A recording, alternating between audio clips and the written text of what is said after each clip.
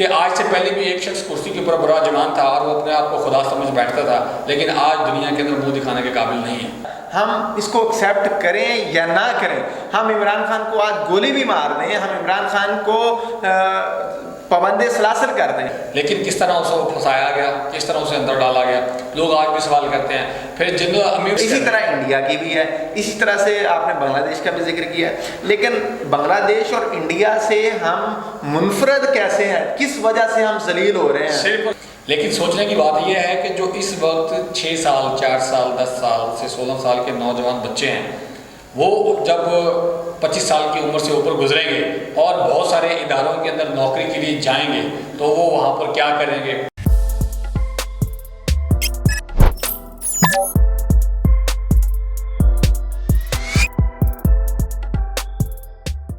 بسم اللہ الرحمن الرحیم، السلام علیکم ناظرین، میں ہوں الطل چودھری اور آج ہم بات کریں گے کچھ تلخ حقائق کے اوپر۔ ایسی گرم، تابناک، ہیبتناک، خوفناک خبریں آ رہی ہیں کہ جس سے لگتا کچھ یوں ہے کہ الیکشن سے پہلے قاسم کے ابا کو جو ہے وہ کنارے کھڑے لائن لگا دیا جائے گا، کیونکہ اے کے صاحب کے پنڈورا باکس میں آج بڑی گرم خبریں ہیں۔ پہلی خبر ہے پرچوں کی، کتنے پرچے ہوئے، FIRs ہوئی، ایک یہ خبر ہے۔ دوسری خبر ہے کھڑے لائن لگانے کی۔ تیسری خبر یہ ہے کہ پنجاب پولیس کا جو رویہ ہے وہ انتہائی خطرناک ہوتا جا رہا ہے۔ السلام علیکم سر۔ جی وعلیکم السلام سر، کیا حال ہے؟ الحمدللہ سر۔ سر سنا ہے آپ نے 50 مار دیے پرچے کرانے کے؟ سر میں نے نہیں، اس ملک میں قانون نافذ کرنے والے اداروں نے دیکھا ہے کہ کون اس ملک میں انتشار، قتل و غارت گیری کی سیاست کر رہا ہے، تو اس کے خلاف انہوں نے آج ایک ہی دن میں 50 سے زائد مقدمات دائر کر دیے ہیں۔ آج بروز اتوار چھٹی کے دن جو 50 سے زائد مقدمات دائر کیے گئے، اس کا واحد مقصد یہ ہے خوف و ہراس کی جو فضا ہے اسے مزید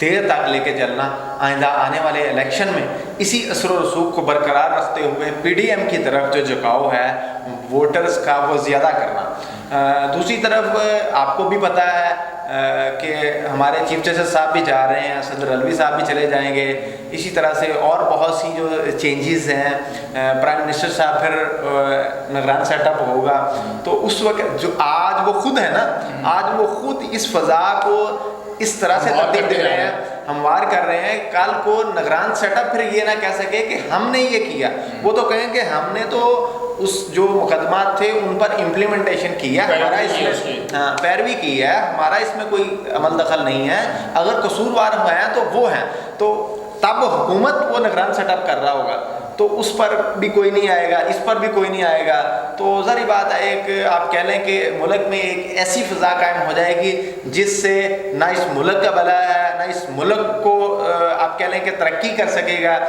جس طرح سے ہم 75-76 سالوں سے پہلے ہی عوام کا جو جوس نکالتے ہیں، خون نچوڑتے ہیں، وہ نچوڑنے میں نگران سیٹ اپ بھی اپنا عمل دخل جاری رکھے گا، اور آنے والے الیکشن کے بعد PDM کو میجورٹی اگر مل جائے گی، خان کو کھڑے لائن لگایا جائے گا، کچھ چند سیٹیں ہوں گی۔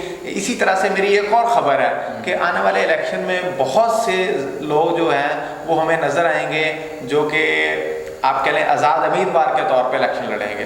اگر خان کو خلاصی ہوئی تو وہ پھر کھل کے خان کے ساتھ چلے جائیں گے، ادروائز پھر وہ اپنے سروائیول کے لیے کسی نہ کسی جماعت کے پلڑے میں وہ اپنی سیٹ ڈال دیں گے تاکہ ان کو ان کا حصہ مل سکے، کیونکہ اس ملک میں جو سیاست ہے وہ حصے کی سیاست ہے۔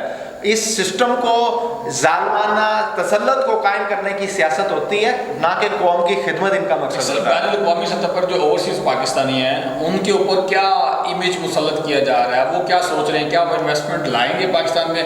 اس سے کیا ہماری جو سیاح و تفریح کا جو بزنس ہے، $2 ملین ہم سالانہ کماتے ہیں، وہ $14 ملین تک جانا چاہیے تھا، کیا وہ ہو سکے گا؟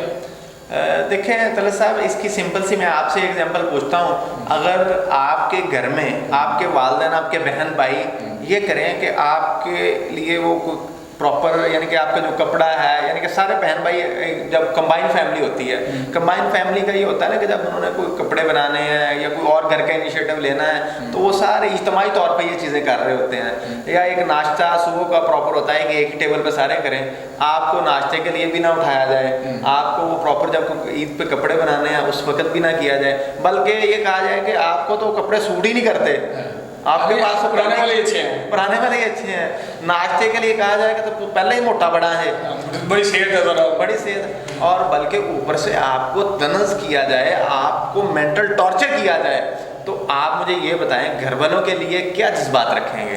अच्छा सर, वो तो जज्बात तो वही होंगे जो लोग समझ रहे हैं। तो अब उनके साथ सुतीलापन ये रियासत कर रही है। देखें, वो वोट देना चाह रही है इमरान खान को, जो हमारी बाहर यूथ बैठी हुई है, जो नौजवान बैठा हुआ है, उसकी मेजोरिटी जो है वो इमरान खान के साथ है।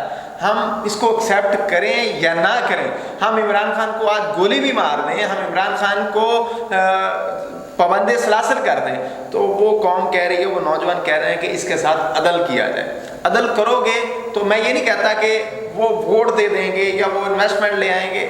अगर अदल करोगे तो यकीन करें कि ये खुद से जो रास्ते बनेंगे ना जमहूरियत के, हम में और इंडिया में यही फ़र्क है कि अदारे अपनी हदूद में रह के काम करते हैं। जब अपनी हदूद में रह के काम करते हैं तो वो बांग्लादेश में भी ऐसे है, हाँ तो वो फिर आगे बढ़ता है, प्रोसेस होता है। हालांकि वहाँ पर भी कैपिटलिज्म, वहाँ पर भी कैपिटलिज्म और यहाँ पर भी कैपिटलिज्म, और बीच में आप कह लें खिचड़ी ज़रूर बनी हुई है। इस्लामिक टच, आज़ादी, जमहूरियत, ये वो इस तरह की चीज़ें चलती हैं। सोशलिज्म, हम चीन से भी बहुत मुतासर होते हैं, ईरान से भी बहुत मुतासर होते हैं, लेकिन असल जो निज़ाम है, असल जो हमारी मैशियत है वो कैपिटलिज्म पर बिलीव कर रही है। इसी तरह इंडिया की भी है, इसी तरह से आपने बांग्लादेश का भी जिक्र किया है।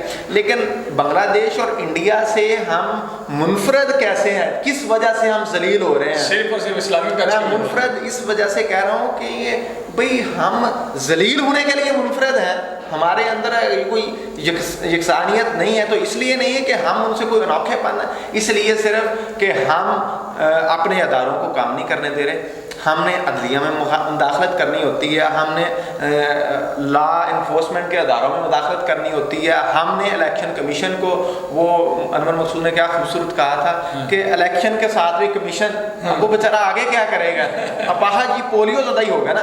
तो इसी तरह से मेरे भाई आपको देखना पड़ेगा आपका नौजवान क्या सोचता है, आपका बूढ़ा क्या सोचता है, आपके बच्चे क्या सोचते हैं। मैं कहता हूँ इसका सबसे बुरा असर बच्चों पे पड़ रहा है।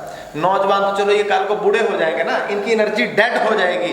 अब ये जो नौजवान है, इनके बच्चे भी हैं ना, ये बच्चों को क्या बता रहे होंगे, इमरान खान के खिलाफ आज 50 मुकदमा है, टीवी की स्क्रीन बता रही होगी, यूट्यूब बता रहा होगा।